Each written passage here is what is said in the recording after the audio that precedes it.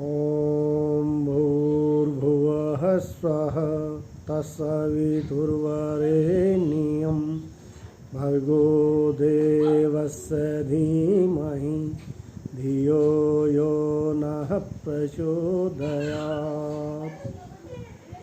ॐ शांति शांति शांति। मेरा सौभाग्य है कि युग पुरुष श्रद्धेय आचार्य पंडित श्री राम शर्मा जी की पुण्यस्थली देव संस्कृति विश्वविद्यालय में मुझे श्रद्धेय गुरुवर प्रोफेसर ईश्वर भारद्वाज जी एवं प्रिय प्रोफेसर सुरेश वर्माल जी ने कोविड-19 जैसी त्रासदी की से रक्षा हेतु यौगिक पैकेज विषय पर विचार रखने के लिए आमंत्रित किया है। मैं देव संस्कृति विश्वविद्यालय प्रशासन का भी आभारी हूँ कि उन्होंने ये सदप्रयास किया, जिससे आज मुझे यहाँ अपने विचार रखने का मौका मिल रहा है। कोविड-19 जो महामारी है, इससे हमारे साथ साथ संपूर्ण विश्व आज ग्रसित हो रहा है। सभी बड़े कष्ट में हैं, कष्ट की अनुभूति कर रहे हैं, विभिन्न प्रकार की शारीरिक और मानसिक समस्याओं से जूझ रहे हैं। इसका निवारण कैसे हो, औषधियाँ भी दी जा रही हैं, रेमडेसिविर जैसे इंजेक्शन भी प्रयोग में किए जा रहे हैं, जिनके बहुत से साइड इफ़ेक्ट हैं। देखने में तो ये आ रहा है कि जिन लोगों ने चिकित्सालय में जाकर औषध चिकित्सा ली, अधिकतर मृत्यु उन्हीं में से हुई हैं। लगभग जो चिकित्सा के लिए गए हैं, उनमें से 50% से ज़्यादा लोग मृत्यु को प्राप्त हुए हैं। और जिन्होंने घर में रहकर ही इस महामारी का अपनी जो भारतीय हमारी चिकित्सा पद्धतियां हैं, उनसे औषधीय उपचार किया है, जैसे आयुर्वेद की औषधियां हैं, और साथ में योगाभ्यास किया है, वो 100% बिल्कुल ठीक हो गए हैं। उनमें कोई एक आध ही व्यक्ति ऐसा रहा होगा जिसकी मृत्यु हुई होगी, और वो भी किसी न किसी ऐसे रोग से ग्रसित था, जैसे मधुमेह, हाई बीपी, हृदय रोग आदि से ग्रसित था। तो उसकी जो हम मृत्यु है वो कोविड में गिन अवश्य रहे हैं, लेकिन वो भी कोविड के कारण न होकर उन रोगों के कारण अधिक हुई है। और यदि वास्तव में देखें, जो भी इस समय हमें शारीरिक या मानसिक परेशानियां हो रही हैं, यदि उनका पूर्ण रूपेण निवारण हमें करना है, तो मैं निसंकोच कह सकता हूं कि केवल योग ही एक ऐसी विधा है जिसके माध्यम से हम समग्र स्वास्थ्य को प्राप्त कर सकते हैं। क्योंकि योग एक जीवन पद्धति है, कोई चिकित्सा पद्धति नहीं है। चिकित्सा उसका उद्देश्य नहीं है। लेकिन जब हम योग के अनुरूप जीवन जीते हैं, तो रोगों से मुक्ति अपने आप होती चली जाती है। योगिक चिकित्सा को ही हम यदि चिकित्सा की दृष्टि से योग को देखें, तो योगिक चिकित्सा में आहार को सबसे पहले रखा गया है। मुझे यहाँ गीता का एक श्लोक याद आ रहा है, जिसमें भगवान श्री कृष्ण ने संपूर्ण चिकित्सा बता दी है कि कैसे हमारी दुखों से मुक्ति हो सकती है। जब अर्जुन प्रश्न करते हैं कि हे कृष्ण, योग किसके दुखों का नाश करने वाला है, तो सबसे पहले आपको याद है कृष्ण क्या कहते हैं? युक्त आहार विहारस्य युक्त चेष्टस्य कर्मसु युक्त स्वप्नावबोधस्य योगो भवति दुःखः। यहाँ उन्होंने सबसे पहले आहार को रखा, क्योंकि आहार हमारे जीवन का आधार है। हमारे शरीर का, जिसे हम अन्नमय कोश कहते हैं, उसका निर्माण आहार से ही हुआ है। हमारे विचारों का निर्माण आहार से ही होता है। मोटी सी कहावत है, जैसा खाएं अन्न वैसा हो जाए मन। उपनिषद भी कहती हैं वैचारिक शुद्धि के लिए भी कि भाई आहार की शुद्धि होनी चाहिए। आहार शुद्धि सत्व शुद्धि, सत्व शुद्धि ध्रुवा स्मृति, आहार शुद्धौ सत्व शुद्धि। क्यों कहा? क्योंकि जैसा हम आहार लेंगे वैसा ही हमारी बुद्धि होगी। और ज्ञान बुद्धि में कब पैदा होगा? जब हम सत्वगुणी आहार लेंगे। क्योंकि सांख्य दर्शन कहता है कि सत्वगुण ही ज्ञान को पैदा करता है। अब इस कोविड महामारी के जड़ में भी यदि हम चिंतन करके देखें तो ये दूषित आहार के कारण पैदा हुई है। दूषित आहार के कारण ये वायरस मनुष्यों में आया और फिर ये मनुष्यों में संक्रमित बीमारी है, फैलता चला गया, पूरे विश्व में फैल गया। तो यदि हमारी जो प्राचीन पद्धति थी, जीवन पद्धति, जो भारतीय जीवन पद्धति थी, जिसको वैदिक जीवन पद्धति के नाम से या यौगिक जीवन पद्धति के नाम से हम जानते हैं, यदि हम सब उसका पालन करते या अब करें तो निश्चित रूप से हमारे शरीर के विकार कम हो सकते हैं। अब जैसे ये कोविड-19 की बीमारी है, जो वायरस है, ये कफ पैदा करता है, हमारे फेफड़ों में जाकर संक्रमण करता है और उनको कफ कुपित करके वहाँ संक्रमित कर देता है पूर्ण रूपेण। यदि उस समय में हम अपने आहार के ऊपर ध्यान दें, हम कफवर्धक आहार न लें, जो शीतल पेय आदि हैं उनको न लें, बल्कि इसके निवारण के लिए हम उसमें जो उष्ण पदार्थ हैं या उस प्रकार की जो हमारी जड़ी बूटियां हैं उनको अपने भोजन में हम सम्मिलित करें, तो इससे इन्फेक्शन से बचा जा सकता है, निश्चित रूप से बचा जा सकता है। ये तो बात रही पहली सुरक्षात्मक दृष्टि से कि हम अपने आहार को यदि ठीक रखेंगे तो हम इससे ग्रसित ही नहीं होंगे, और यदि हो गए हैं तो हम अपने आहार में परिवर्तन करें तो इससे लाभ मिलेगा। लेकिन अब जैसा डॉक्टर बताते हैं कि ये वायरस सबसे पहले यदि नासिका से प्रवेश करता है तो 3 दिन तक नासिका में रहता है, और यदि मुख से प्रवेश करता है तो 3 दिन तक ये कंठ में बना रहता है और वहाँ अपने जो परिवार को फैलाता रहता है, इन्फेक्शन को बढ़ाता रहता है। यदि उस समय में हम औषधियों के साथ में, जो आयुर्वेदिक औषधियाँ हम लें, तो उनके साथ में यदि हम नेति क्रिया करें, सूत्र नेति करें, जल नेति करें, धोती का अभ्यास करें, कुंजर जो वमन धोती बताई है उसका अभ्यास करें। और हमारे यहाँ तो ऋषियों ने इतना विस्तार किया है, घेरंड ऋषि ने जो धोती का विस्तार किया है, यदि उसमें हम केवल जिह्वा मूल और कपाल रंध्र धोती करते हैं तो संपूर्ण जो कंठगत, यहाँ तक कि जो आमाशयगत कफ होता है या हमारे जो लंग्स में भी कफ होता है, उस सारे की निवृत्ति हो जाती है। नेति क्रिया है, जितनी भी हमारी कफ वाह नाड़ियाँ हैं उन सब से जो दूषित कफ है बाहर निकल जाता है, और उस कफ के साथ में जो ये वायरस वहाँ बना हुआ था, जो अपने परिवार को फैला रहा था, ये भी निष्कासित हो जाता है। इसलिए प्रतिदिन यदि हम नेति कर्म करते हैं या धोती कर्म करते हैं तो हमें ये वायरस से हम प्रभावित होंगे ही नहीं। यदि वायरस ने प्रवेश कर भी लिया है किसी कारण से, तो बिना हमें हानि पहुंचाए हमारे शरीर से बाहर निकल जाएगा।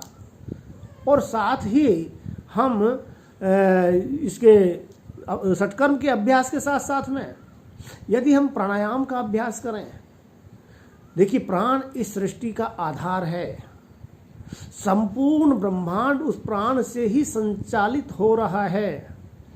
एक छोटे से छोटा सूक्ष्म से सूक्ष्म परमाणु भी यदि स्पंदित हो रहा है तो वो प्राण के सहारे ही स्पंदित हो रहा है, प्राण के कारण ही स्पंदित हो रहा है। संपूर्ण ब्रह्मांड की रचना ही प्राण के सहारे की प्रजापति ब्रह्मा ने, आप उपनिषदों में पढ़ते हैं कि सर्वप्रथम उन्होंने रई और प्राण को पैदा किया और फिर प्राण के सहारे सारी सृष्टि की रचना की, और वही समष्टिगत प्राण हमारे शरीर को संचालित किए हुए है। वो श्वास प्रश्वास के माध्यम से हमारे शरीर में संचरण करता है, प्रत्येक कोशिका तक ऊर्जा पहुंचाता है। ये जो प्राण ऊर्जा है, ये प्राण ऊर्जा हमारे जीवन का आधार है।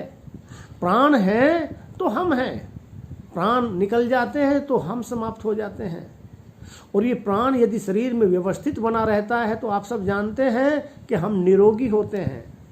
जब भी हमारा प्राण अव्यवस्थित होता है तभी हम विकारग्रस्त होना आरंभ हो जाते हैं। मैंने बहुत पहले कभी पीएचडी करते समय चरक संहिता को पढ़ने का सौभाग्य मुझे मिला, तो वहाँ चरक ऋषि ने बताया है कि जब भी आपके मन में कोई नकारात्मक भाव आता है और वो लंबे समय तक बना रहता है तो आप किन किन रोगों से ग्रसित होंगे, ये सारा का सारा वहाँ पतंजलि ने, महर्षि चरक ने विस्तार के साथ में बताया है। आप किसी से ईर्ष्या करते हैं तो शरीर में क्या क्या विकार पैदा होंगे, आप काम से पीड़ित होते हैं तो कौन से विकार पैदा होंगे, आप क्रोध से पीड़ित होते हैं तो कौन कौन से विकार पैदा होंगे, बड़े विस्तार के साथ बताया उन्होंने। अब मैंने चिंतन किया कि भाई इसका प्रोसेस क्या है। नकारात्मक भाव तो मन में आया, लेकिन हमारा शरीर रोगग्रस्त होना शुरू हो जाता है, इसका कारण क्या है, क्या प्रोसेस है, क्या प्रक्रिया है। तो चिंतन करने पर पता चला कि जैसे ही कोई नकारात्मक भाव हमारे मन में आता है तो जो हमारे श्वास प्रश्वास की गति है, जिसके सहारे प्राण संचरण कर रहा है शरीर में, वो डिसबैलेंस हो जाती है उसकी गति। या तो नकारात्मक भाव के आते ही वो बढ़ जाती है, या नकारात्मक भाव के आते ही वो कम हो जाती है, या उसमें जर्क आने लगता है। मंद होने के साथ साथ में हमारे श्वास में जो लयबद्ध हमारा श्वास चल रहा था, उस लयबद्धता को भंग कर देता है नकारात्मक भाव। कभी भी आप देख लेना, जब भी आपके मन में कोई नकारात्मक भाव आएगा तभी आपका श्वास या तो तीव्र हो जाएगा, जितना जितना बढ़ता जाएगा उतनी उसकी गति बढ़ती जाएगी, या वो मंद होता चला जाएगा, या जैसे भय आदि में जर्क आने लगता है, लयबद्धता भंग हो जाती है। और जब भी आपके मन में सकारात्मक विचार होगा, ध्यान देकर देखना, कभी भी आपके श्वास के ऊपर कोई प्रभाव नहीं पड़ता। श्वास प्रश्वास जैसा लयबद्ध रूप से आपका चल रहा है वैसा ही चलता रहता है। तो इस प्राण को यदि हम प्राणायाम के माध्यम से अपने शरीर में व्यवस्थित कर लेते हैं तो हमारे शरीर के सारे रोग दूर हो जाते हैं। और ये मैं नहीं कह रहा, ये योगी कहते हैं, स्वात्माराम कह रहे हैं, युक्त अभ्यास योगेन सर्व रोग अक्षयो भवेत। यहाँ जो युक्त अभ्यास की बात कर रहे हैं वो प्राणायाम के विषय में ही कर रहे हैं कि यदि युक्ति पूर्वक प्राणायाम किया जाए, बड़े विस्तार के साथ में लिखा हुआ पढ़ सकते हैं, यहाँ समय अभाव के कारण उसकी विशेष चर्चा मैं नहीं करूँगा, लेकिन यदि युक्ति पूर्वक प्राणायाम का अभ्यास किया जाए तो कोई रोग ऐसा नहीं है जो ठीक नहीं होगा। हमारे शरीर की जो इम्यूनिटी पावर है, प्राण ऊर्जा के कारण ही वो व्यवस्थित रहती है, बढ़ती है। और जैसे ही नकारात्मक भाव आता है, प्राण की कमी शरीर में हो जाती है, तो हमारी रोग प्रतिरोधक शक्ति भी कम हो जाती है। और प्राणायाम तो विभिन्न प्रकार के जो बताए हैं, 8 प्रकार के हमारे हठ योगियों ने, वो सारे वात पित्त और कफ, इनको ध्यान में रखकर ही उनका निर्देश किया गया है। क्योंकि इन त्रिदोषों को प्राणायाम के माध्यम से हम कैसे संतुलित कर सकते हैं, कौन से प्राणायाम के करने से वात दोष शांत होगा। जैसे सूर्य भेदी प्राणायाम के अभ्यास से वात दोष शांत होता है, उज्जाई प्राणायाम के अभ्यास से कफ रोग दूर होता है। ये कफ हमारा कफ से संबंधित विकार है, इसमें यदि हम उज्जाई प्राणायाम करते हैं, अनुलोम विलोम प्राणायाम करते हैं, कपालभाति का अभ्यास करते हैं, तो एक तो कफ की निवृत्ति होती है, साथ ही हमारी रोग प्रतिरोधक शक्ति विकसित होती है। और शारीरिक विकारों के साथ साथ में आपने देखा होगा, इस कोविड-19 के समय में जो बीमार है वो तो है ही, उसकी तो इम्यूनिटी पावर कम हो ही रही है, वो तो पीड़ित है ही, दुखी है, भयावह है स्थिति उसके लिए, क्योंकि मनोविकार उसके मन में बना हुआ, पता नहीं ठीक हो पाऊंगा नहीं हो पाऊंगा।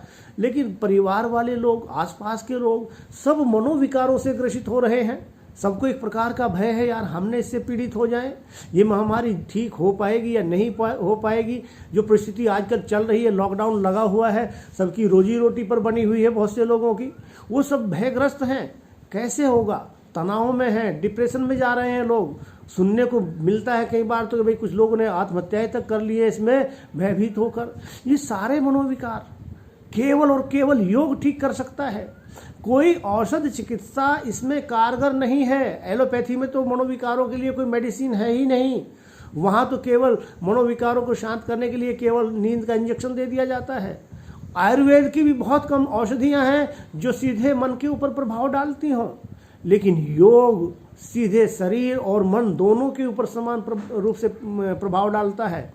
और विशेषकर प्राणायाम शरीर और मन के बीच में एक सेतु है, जितना वो शरीर को प्रभावित करता है उतना ही वो मन को भी प्रभावित करता है। इसीलिए हमारे हठ योगियों ने कहा, चले वाते चलम चित्तम निश्चले निश्चलम भवेत, योगी स्थान तुम आपनोति ततो वायुम निरोधयेत। अर्थात जब तक ये वायु आपके शरीर में बह रहा है, चित्त भी चंचल बना रहता है, भयग्रस्त रहता है। कभी भी आप इसको आजमा कर देख लेना। मैं तो अपनी ऊपर भी बहुत से आजमाया, बहुत से अपने जो रोगी आ जाते हैं पास में सलाह लेने के लिए, उनको भी बताया करता हूँ। यदि आपको कभी भी अपना कॉन्फिडेंस लो दिखाई दे, कभी भी दिखाई दे कि मेरा मानसिक जो है मैं भयग्रस्त हूँ या ऐसी स्थिति मेरे सामने उपस्थित हो रही है, उसी समय आप डीप ब्रीदिंग शुरू कर दें, यौगिक ब्रीदिंग शुरू कर दें। धीमा लंबा गहरा श्वास लें और धीमा लंबा गहरा श्वास बाहर निकालें। आपकी नाभि बाहर आए श्वास लेते समय, क्योंकि प्राण को हमारी नाभि नियंत्रित करती है। सामान्य अवस्था में तो हम प्राण का स्थान नाभि में बताया है मुख्य रूप से।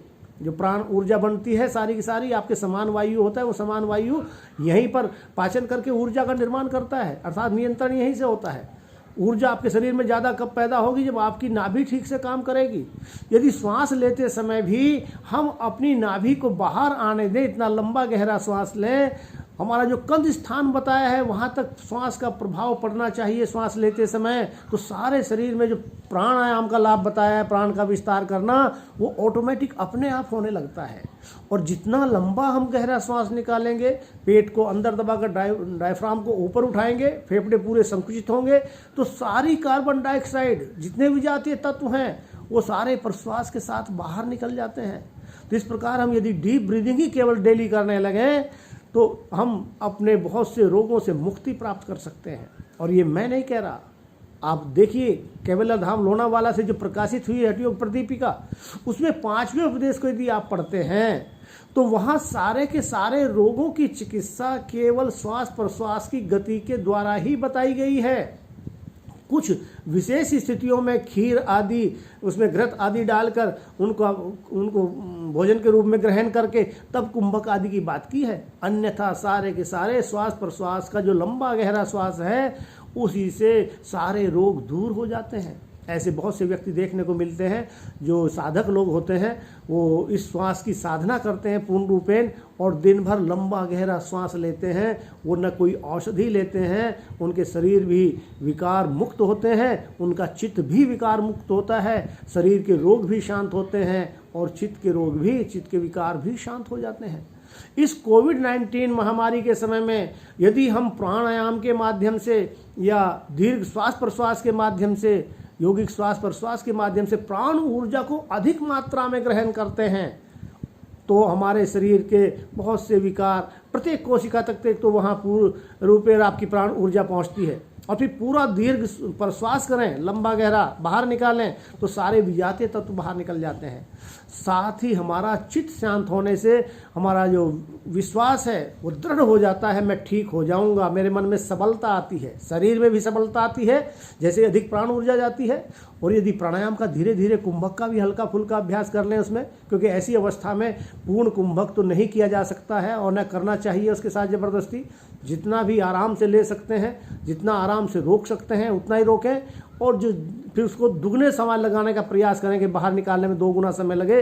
तो इससे जो बाह्य श्वास प्रश्वास है वो तो ठीक होगा ही, लेकिन जो आंतरिक जो श्वास प्रश्वास की क्रिया होती है, हमारे जो अशुद्ध रक्त आता है हृदय से फेफड़ों में शुद्ध होने के लिए, उसमें ऑक्सीजन की कमी होती है, एनर्जी सदैव अधिक से कम की ओर ट्रांसफ़र होती है। बाहर की जो वायु आपने ग्रहण की है उसमें ऑक्सीजन की अधिकता है तो वो ब्लड में ट्रांसफ़र हो जाती है, और बाहर की वायु में कार्बन डाइऑक्साइड की कमी है। जो अशुद्ध रक्त फेफड़ों में आया है उसमें कार्बन डाइऑक्साइड की अधिकता है तो वो कार्बन डाइऑक्साइड बाहर की वायु में ट्रांसफ़र हो जाती है, और जब हम दोगुने समय में उसको निकालते हैं तो पूरी की पूरी बाहर निकल जाती है और ऑक्सीजन जो बायो एनर्जी के रूप में कन्वर्ट हो जाती है और प्रत्येक कोशिका तक उस कुंभक के समय में प्रचुर मात्रा में पहुँचती है। ये तो यदि हम अपने जो कोविड पेशेंट हैं उनके ऊपर बहुत से लोग आजमा भी रहे हैं, हमारे जो योग के साथी हैं, तो वो निश्चित रूप से उनको लाभ होता है, शारीरिक लाभ भी होता है और मानसिक लाभ भी होता है। साथ ही इसमें हम आगे प्राणायाम के अभ्यास के साथ साथ में काउंसलिंग जो हमारे लोग करते हैं, जो प्रत्याहार आदि के बारे में बताया जाता है उनको कि भाई ये विषय हैं, इनके पीछे मत भागिए, अभी आप जो ग्रसित हो रहे हैं इन समस्याओं से, ये समस्याएं सब धीरे धीरे अपने आप चली जाएंगी। और जो ध्यान हमारा जो योगांग है, एक 7वां अंग है महर्षि पतंजलि के अष्टांग योग का, वो बहुत अधिक महत्वपूर्ण है। ध्यान क्यों महत्वपूर्ण है? क्योंकि ध्यान से हमारी दृष्टि में समग्रता आ जाती है और जो हमारी जो बुद्धि है उसकी ग्रहण करने की क्षमता बढ़ जाती है। जब हम ध्यान करते हैं दो बातें होती हैं, एक तो बुद्धि की जो ग्रहण करने की क्षमता है वो विकसित हो जाती है, साथ ही दृष्टि में समग्रता आ जाती है। कई लोग मेरे सामने इस प्रकार की बातचीत करते हैं कि जी हमारी नौकरी छूट गई है या पैसा कम मिल गया है, तनख्वाह कट गई है, आधी तनख्वाह काट ली है। कई बार हमारी यूनिवर्सिटी में मान लीजिए जैसे काट लेते हैं लोग, सभी यूनिवर्सिटी में कट रहे हैं, जो लोग कर रहे हैं, हर व्यक्ति प्रभावित है। कोई ये नहीं कह सकता कि एक वर्ग इससे प्रभावित नहीं है। सारे, चाहे वो पूंजीपति है, चाहे वो बिजनेसमैन है, चाहे वो किसान है, चाहे वो मजदूर है, चाहे वो शिक्षक है, सभी इससे प्रभावित हैं। लेकिन वो दुखी क्यों हो रहे हैं? क्योंकि दृष्टि में समग्रता नहीं है, ध्यान के अभ्यासी नहीं है। यदि वो ध्यान करें तो उनको पता चलेगा, वो चिंतन करेंगे, अभी मेरी आमदनी कम हो गई है, 1/4 कम हो गई है, आधी कम हो गई है, इसमें मुझे कैसे काम करना है, कैसे चलाना है। हर पॉइंट के ऊपर जो वो चिंतन और मनन करने की क्षमता उसके अंतःकरण में आ जाती है तो निश्चित रूप से सारी समस्याओं का समाधान निकल जाता है। साथ ही वो प्रतिदिन ध्यान का अभ्यासी है तो उसकी वो चिंतन मनन की शक्ति उसके पास में है, ग्रहण क्षमता उसके पास में है, तो चिंतन करता है इस बीमारी में मुझे क्या क्या करना चाहिए, कैसा मुझे आहार लेना चाहिए, क्या नहीं लेना चाहिए। परमपिता परमात्मा के प्रति समर्पण का भाव आता है। ईश्वर प्रणिधान की चर्चा महर्षि पतंजलि करते हैं। जब ईश्वर ने ही ये बीमारी पैदा की है और ईश्वर ही हमने समर्पित कर रखा अपने आप को, तो वही तो हमारी चिंता करने वाले हैं ना। जब हम किसी के ऊपर सब कुछ छोड़ देते हैं, वो हमारी चिंता सबसे पहले करते हैं, क्योंकि हमने अपनी डोर उनके हाथ में दे दी है। कृष्ण भी कहते हैं गीता में कि हे अर्जुन, जो भक्त मेरे ऊपर सब कुछ छोड़ देता है उसका मैं सबसे पहले ध्यान रखता हूँ। घर में भी होता है ना, जो बच्चे माँ बाप से जिद नहीं करते हैं, माँ बाप के ऊपर सब कुछ छोड़ देते हैं। जिद करने वाले बच्चे की तो जिद पूरी करते ही हैं माँ बाप, लेकिन जो जिद नहीं करता है उसके लिए कई चीज़ें लेकर आ जाते हैं, वो बेचारा कभी कहता ही नहीं है। तो ऐसी समस्या में भी यदि हमने समर्पण का भाव परमपिता परमात्मा के लिए अपने मन में धारण कर लिया तो अब चिंता परमात्मा करेंगे कैसे इस रोग से मेरी मुक्ति हो। एक मुझे वाकया सुनने को मिला, हमारे यहाँ एक साथी हैं हमारे, उनके किसी साथी का फ़ोन उनके पास में आया कि इलाहाबाद के गांव के पास में एक 85 साल की बूढ़ी औरत और उसका 29 साल का जो पोता था, वो दोनों इस बीमारी से पीड़ित हो गए, कोरोना से। आश्चर्यजनक स्थिति आई कि पोता तो गुजर गया जो 29 साल का युवा अवस्था में था। ये पहले जो इसका 2020 में अटैक आया था इसका कोविड-19 का हमारा, उस समय की घटना है, और वो दादी बच गई। तो पत्रकारों ने जब उनसे पूछा कि ये क्या स्थिति, आपने कौन सी औषधि ली, आप दोनों एक ही हॉस्पिटल में एडमिट थे, एक ही प्रकार का खान पान चल रहा था और आप स्वस्थ हो गए जबकि आप वृद्ध थी, आपके शरीर की शक्ति भी कम है उसकी अपेक्षा, और वो गुजर गए। तो दादी ने बड़ा अच्छा उत्तर दिया। वो कहती, भाई मैं तो हमेशा से परमात्मा की भक्त रही हूँ, मैं तो परमपिता परमात्मा को अपने आप को समर्पित कर दिया है। मैं तो सोचती थी पहले भी जो बीमारी आती थी छोटी मोटी वो सारी परमात्मा ही ठीक करते थे, और अब भी ये बीमारी आई है इसको भी परमात्मा ही ठीक करेंगे। और यही बात मैं अपने पोते को समझाती रहती दिन भर, लेकिन वो इतना भयग्रस्त हो गया था। वो कहता दादी बचेंगे नहीं, दादी बचेंगे नहीं, क्योंकि नकारात्मक प्रवृत्ति हो गई। जैसे ही नकारात्मक प्रवृत्ति होती है वैसे ही हमारे शरीर की शक्ति क्षीण होने लगती है, और विशेषकर जो रोग प्रतिरोधक शक्ति है, इम्यूनिटी पावर है, वो कम हो जाती है। इसलिए सदैव सकारात्मक चिंतन करना चाहिए। और सकारात्मक चिंतन कौन करेगा? जो योगाभ्यासी होगा, जिसने योग को अपने जीवन में धारण किया होगा जीवन पद्धति के रूप में, जो यम नियम का पालन करता होगा, जो आसन का अभ्यास करता होगा, जो प्राणायाम का अभ्यास करता होगा, जो प्रत्याहार का पालन करने वाला होगा, जो ध्यान का अभ्यासी होगा। ध्यान करने से तो ऊर्जा का वैसे ही रक्षण होता है, आप सब जानते हैं। प्राणायाम से हमें अधिक ऊर्जा प्राप्त होती है, ये भी आप सब जानते हैं। जो सामान्य जन हैं उनको भी बताने की आवश्यकता है कि यदि आप प्रतिदिन अपने जीवन में योग के अंगों का पालन करने लगेंगे, उनको धारण करने लगेंगे, तो शारीरिक बीमारियां ही नहीं, मानसिक विकार भी शांत होंगे और सारा जो आपका जीवन है वो सुखमय हो जाएगा। हमारे ऋषियों ने तो जीवन पद्धति के रूप में विकसित किया था। मुझे कई बार बड़ी हास्यास्पद स्थिति लगती है कि लोग कहते हैं कि सुबह 1 घंटा योगा करता हूँ, शाम को 1 घंटा योगा करता हूँ। योग को तो योगा बना दिया, क्योंकि विदेशियों के प्रति हमारा ज़्यादा श्रद्धा रहती है, अंग्रेजी बोलने वाला ज़्यादा विद्वान होता है, ये हमारी मान्यता है। भाई अंग्रेज लोग जो कह रहे हैं वही बात ठीक है। अब वो योगा कहने लगे तो हम भी योगा कहने लगे, जबकि योग को, ये सही शब्द है योग, आप सब जानते हैं। तो इस प्रकार अपने हम जो प्रवृत्ति है हमारी, इसको जीवन, भाई 1 घंटा करने की चीज़ है ये योगाभ्यास। यदि महर्षि पतंजलि को आप देखें, उन्होंने यम को पहले रखा। एक ध्यान रखना, ऋषि जिस विषय को जो स्थान देता है, जिस अंग को जो स्थान देता है, उसका एक युक्ति युक्त तर्क संगत उद्देश्य होता है। उन्होंने पहले, सबसे पहले यम को क्यों रखा? वो प्राणायाम को भी पहले रख सकते थे, वो समाधि को भी पहले रख सकते थे, लेकिन नहीं, उन्होंने यम को पहले रखा, क्योंकि यम लौकिक व्यवहार है। यदि आपका लौकिक व्यवहार ही ठीक नहीं है तो क्या योगाभ्यास होगा? पहले आप अपने व्यवहार को ठीक करें, उनमें भी अहिंसा पहले है, तो अहिंसा पहले क्यों रखा? बच्चे कई बार सत्य बोल देते हैं पहले यम की चर्चा करते हुए, क्योंकि बाकी यम और नियम भी अहिंसा मूलक है। व्यास जी आपको समझा रहे हैं। तो इस प्रकार आप सुबह के समय तो कहेंगे भाई 1 घंटा में अहिंसा का पालन करता हूँ, दिन भर हिंसा करेंगे। शाम को आप कहेंगे 1 घंटा सत्य बोलता हूँ, दिन भर आपने झूठ बोला है। तो योग कोई घंटा 2 घंटा करने की चीज़ नहीं है। योग तो समग्रता के साथ में जीवन पद्धति के रूप में अपनाने की आवश्यकता है। जब से आपकी आंख खुलती है और जब तक आप बिस्तर पर सोने जाते हैं, तब तक आपका जीवन योगमय होना चाहिए। ऐसा स्वभाव बन जाए आपका कि आप अपने स्वभाव के कारण यम नियम का पालन करने लगे, वो करने ना पड़े। स्वभाव ही ऐसा हो गया कि चाहकर भी उनके विपरीत आप नहीं कर पाते हैं। आसन प्राणायाम को प्रतिदिन के जीवन में ले ही आए, प्रत्याहार को प्रतिदिन के हर क्षण अपना ध्यान रखें कि ये जो विषय है ये बंधन का कारण है, दुख का कारण है, इनमें ज़्यादा रमन नहीं करना है। वैराग्य का भाव मन में होना चाहिए, जो पतंजलि कहते हैं अभ्यास वैराग्याभ्याम तन्निरोध। अगर इस प्रकार की हमारी भावनाएं होंगी और इस प्रकार हम जीवन को जिएंगे योग पद्धति के अनुसार, तो मैं तो ये कहता हूँ कि ऐसे वायरस आदि बीमारियां पैदा ही नहीं होंगी यदि सब इसका पालन करने लगे। और सब इसका पालन नहीं करते हैं, संभव नहीं है। तो लेकिन अगर हम इसका पालन करते हैं तो निश्चित रूप से हम इससे प्रभावित नहीं होंगे, क्योंकि एक तो हमारा आहार भी ठीक होगा, हमारे विचार भी ठीक होंगे, व्यवहार भी ठीक होगा, तो शरीर की शक्ति अपने आप ऊर्जा बलवती बनी रहेगी।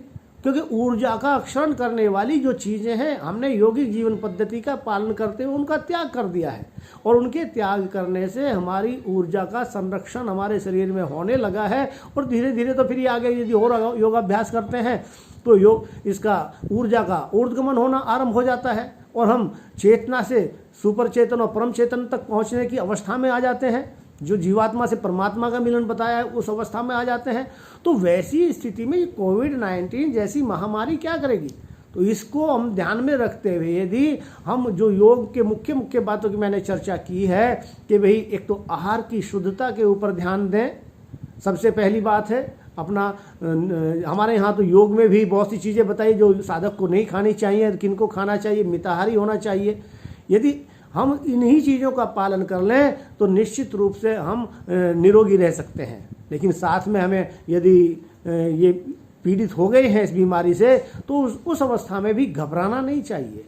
जो हमारी आयुर्वेदिक औषधियाँ हैं उनके सेवन के साथ साथ जो हमारे सारी घर में मिल जाती हैं, कहीं बाहर जाने की आवश्यकता नहीं है, उनके साथ साथ हम षटकर्मों का विशेष से अभ्यास करें। इस काल में जब हमें कोविड उससे पेशेंट प्रभावित हो जाएं वायरस से, उस अवस्था में भी, और जो सामान्य हम व्यक्ति हैं जो इससे पीड़ित नहीं हैं, यदि हम भी इन दिनों में अपनी नेति धोती का अभ्यास करते रहें सप्ताह में 1-2 बार, तो इससे निश्चित रूप से बचे रहेंगे।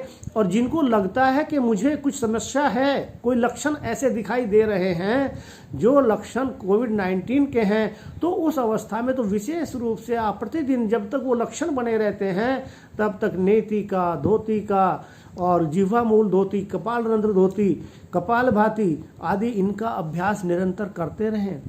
साथ में प्राणायाम का अभ्यास करें, प्रतिदिन ध्यान का अभ्यास करें।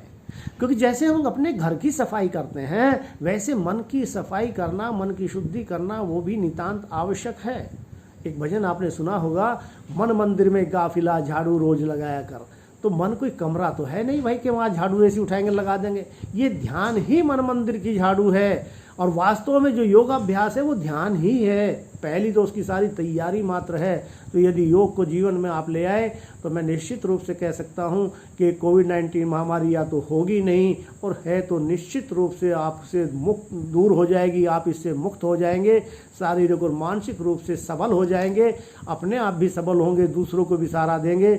ऐसी ही कामनाओं के साथ मैं अपनी वाणी को विराम देता हूँ। ओम शांति।